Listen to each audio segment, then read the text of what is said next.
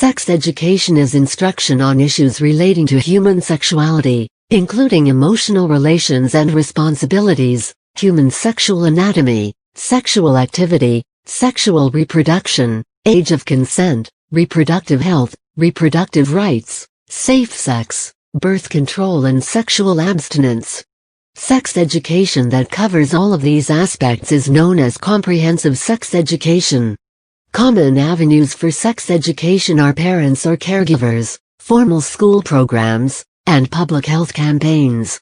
Traditionally, adolescents in many cultures were not given any information on sexual matters, with the discussion of these issues being considered taboo. Such instruction, as was given, was traditionally left to a child's parents, and often this was put off until just before a child's marriage. The progressive education movement of the late 19th century, however, led to the introduction of social hygiene in North American school curricula and the advent of school-based sex education. Despite early inroads of school-based sex education, most of the information on sexual matters in the mid-20th century was obtained informally from friends and the media, and much of this information was deficient or of dubious value, especially during the period following puberty, when curiosity about sexual matters was the most acute. This deficiency was heightened by the increasing incidence of teenage pregnancies, particularly in Western countries after the 1960s. As part of each country's efforts to reduce such pregnancies, programs of sex education were introduced, initially over strong opposition from parent and religious groups. The outbreak of AIDS has given a new sense of urgency to sex education.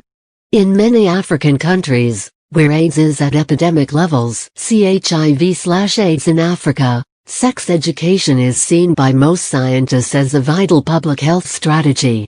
Some international organizations such as Planned Parenthood consider that broad sex education programs have global benefits, such as controlling the risk of overpopulation and the advancement of women's rights. See also reproductive rights.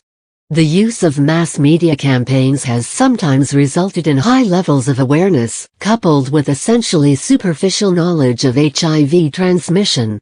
According to SIECUS, the Sexuality Information and Education Council of the United States, 93% of adults they surveyed support sexuality education in high school and 84% support it in junior high school.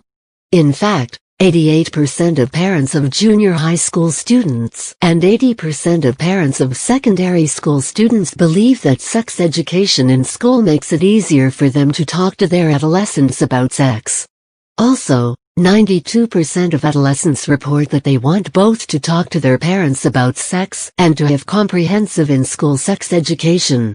Furthermore, a study, conducted by Mathematica Policy Research on behalf of the U.S. Department of Health and Human Services, found that abstinence solely until marriage programs are ineffective.